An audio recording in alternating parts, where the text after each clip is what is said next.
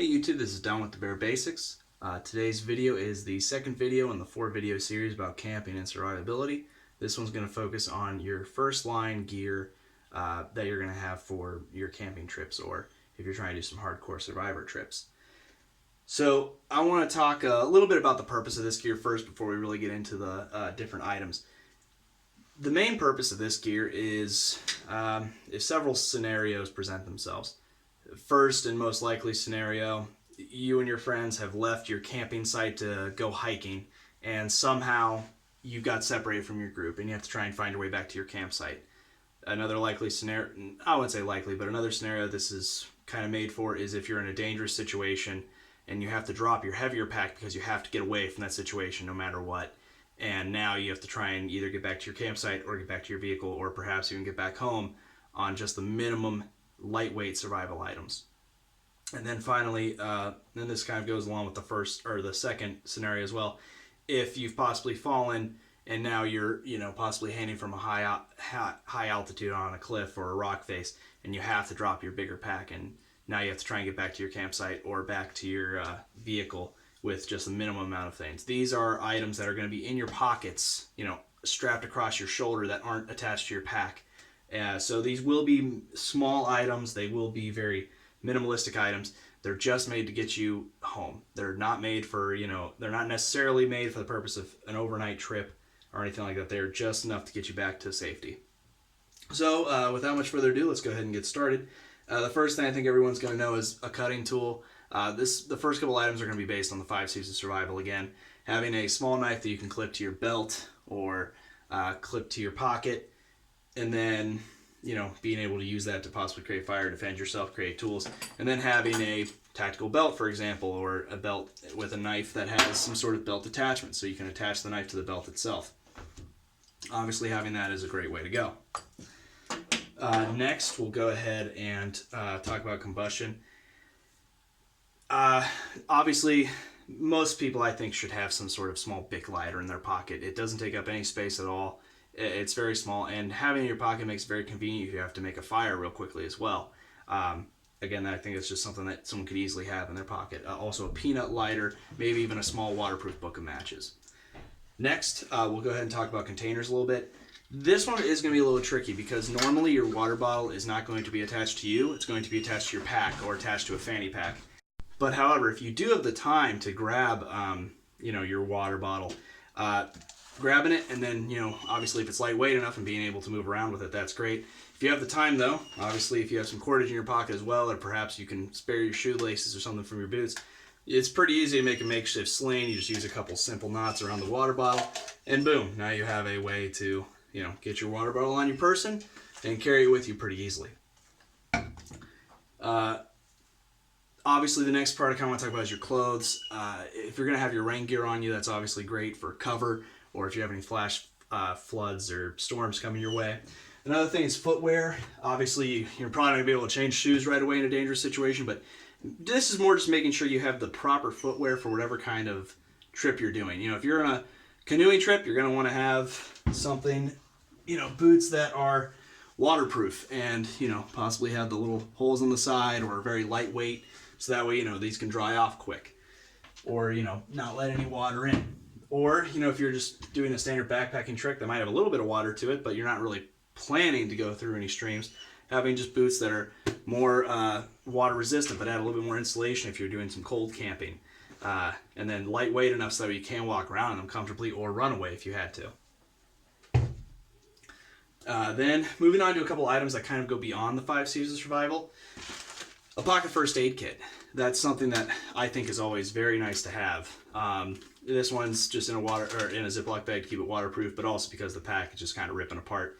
But to keep this first aid kit has, a small sewing kit, sterile pads, some Neosporin, just so I have to clean any minor wounds I could possibly have. And next, kind of going back to clothes, having a hat can be very important, as protect you from heat exhaustion, the sun, or in this one's case, this one's actually a winter cap for insulating your head for cold weather. And then what's nice about having a hat is you could add other stuff to the top of your head, such as a headlamp, which you could just attach to the top of your head and not have to really think about it. And if you had to drop your pack in a hurry, this is still on your head no matter what. Now this flashlight here is just a cheap one from Harbor Freight, but again, it's really small. It doesn't give off the best light, but it'll last for a while. And again, it's something I can easily fit in my pocket, or perhaps even clip to my belt, since it does have a small lanyard on it. Very easily put a carabiner on there. Another thing would be a handkerchief. I know that most people who have been camping carry these, or because they know their utility. I mean, you can use them as a makeshift filter to make sure no harmful materials go into your water. You can use this around your face to help insulate in cold weather, or to help shield your head from heat exhaustion. Obviously, having these, you can obviously already be wearing it, or if you're not already wearing it, you could have it in your pocket. I mean, it's lightweight and easy enough to wear that it's very compact. Next, I want to go ahead and talk about a compass. Now, this is something you may not have already in your pocket. That part is kind of tough. I do recommend having one in your pocket. Obviously, it's very safe and it's very good practice to do that, so you can orientate yourself properly when you're on a camping trip. Obviously, another option is to have one of those compasses that basically is a necklace. You'll just have it around your neck when you're dropping off your pack. And if you don't have either of those, that's not the end of the world either. You can obviously use the sun to help you direct yourself if you know how to do that, sun rising in the east and setting in the west, and kind of orient yourself from there.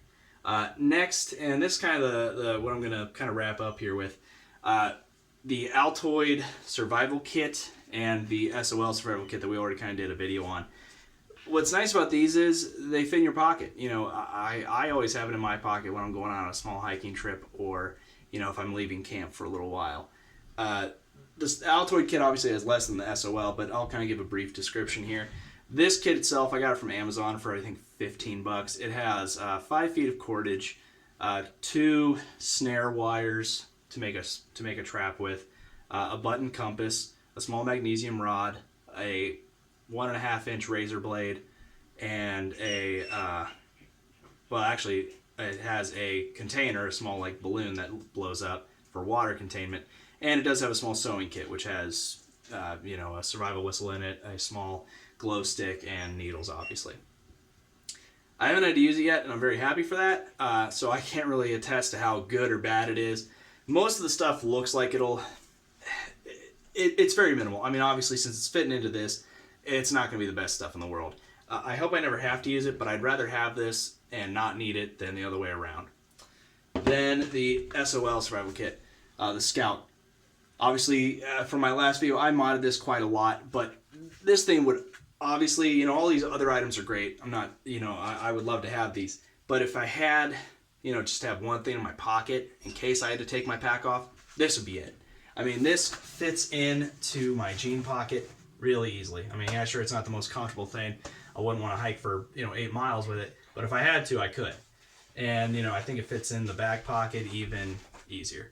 So that would be something that would be really nice if I had to drop off my pack in a hurry because I'm on heading from an obstacle, or trying to get away from an animal or some other dangerous situation and get back to my vehicle or car. So if I had to pick one thing out of all these, it would obviously be this. But having all these together, I could fit, even in my jeans right now, I could definitely fit this. I could carry my water bottle on the cordage strap I made. I have the tactical belt for my knife. I've got my own head for my headlamp, some pockets for I could wear my handkerchief, pocket for my compass, pocket for my flashlight, and pocket for my first aid kit. I could easily fit this stuff on me, and I am very confident could survive long enough to get back to my campsite with the rest of my colleagues, back to my vehicle. Depending on where I'm camping, maybe not back home. But that is the first gear line that we're going to talk about, and we'll go to gear 2 in the next video.